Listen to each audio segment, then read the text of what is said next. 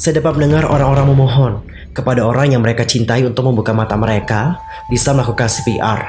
Polisi ini tidak membimbing orang-orang yang lagi panik yang berlari untuk berjalan dari satu sisi.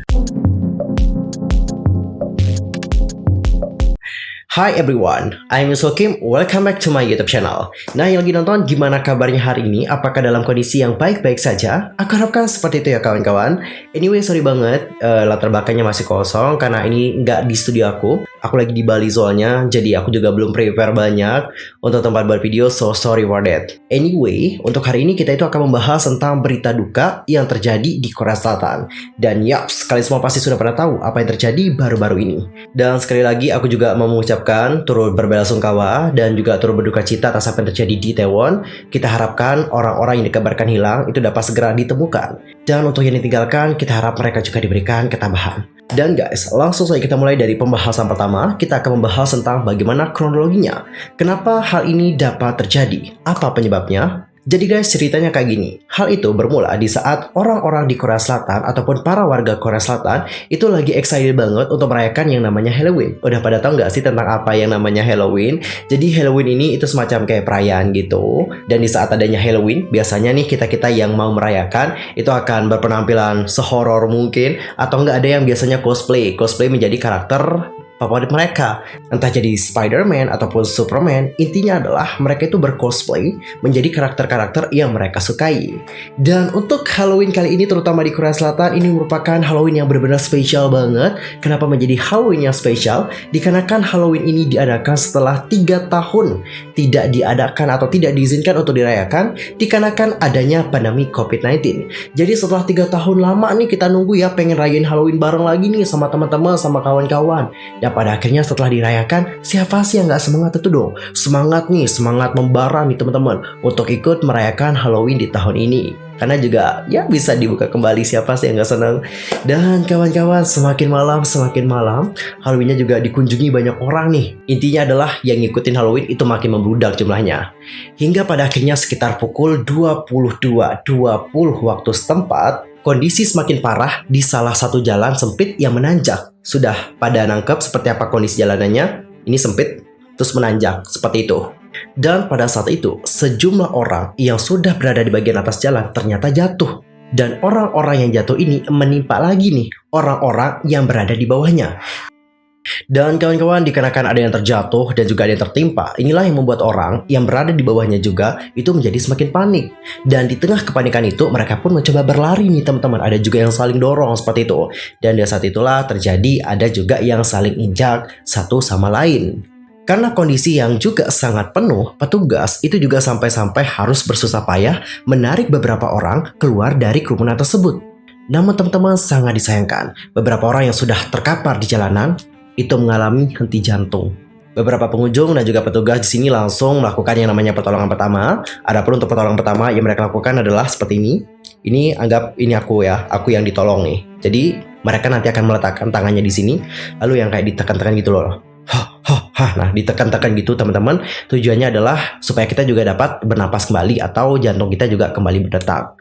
Gitu yang dimaksudkan. Dan kawan-kawan, sebagaimana yang dilansir dari Reuters, pejabat Departemen Pemadam Kebakaran Korea Selatan yang bernama Choi Song-bom itu mengatakan bahwa tim itu juga mengerahkan 140 ambulans untuk membawa korban ke rumah sakit.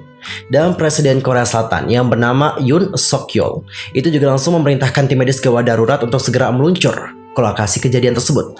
Dan selain itu, beliau juga menegaskan bahwa semua tempat tidur di rumah sakit harus dipersiapkan untuk para korban dikarenakan insiden ini. Menurut beliau, persiapan tempat tidur di rumah sakit itu penting untuk meminimalkan potensi orang-orang yang meninggal. Kayak gitu teman-teman. Dan sementara itu untuk wali kota Seoul yang bernama Oh Se-hun itu juga langsung pulang dari kunjungannya ke Eropa tak lama setelah mendengar berita tersebut.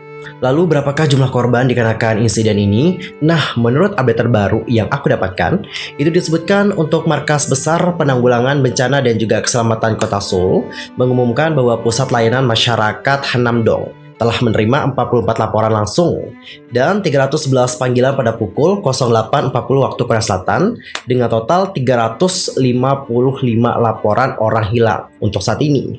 Dan Seoul juga bekerjasama dengan lebih dari 60 pekerja untuk mendukung mereka dan juga menghubungkan mereka dengan salah satu dari 50 pusat medis di sekitar kota untuk proses pemakaman. Dan untuk jumlah korban yang meninggal dunia dikarenakan insiden itu disebutkan sudah mencapai 150 orang korban jiwa. Dan dari ratusan korban jiwa, di sini ada juga salah satu peserta dari Produce 101 Season 2 yang bernama Lee Ji-han. Dan untuk kabar dari Lee Ji-han yang juga menjadi korban, itu turut disampaikan oleh 3 mantan peserta dari Produce 101 Season 2 juga, yakni Park Hee-suk, lalu ada juga Jo Jin Hyung dan juga Kim Do Hyun melalui Instagram mereka.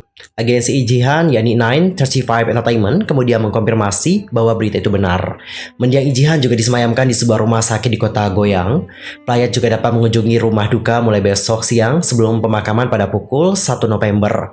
Lee Ji-han sendiri merupakan mantan peserta Produce 101 Season 2 yang tereliminasi di awal dengan ranking akhir 98. Lee Ji-han yang merupakan seseorang yang lahir di tahun 1998 disebutkan berusia 25 tahun di tahun ini.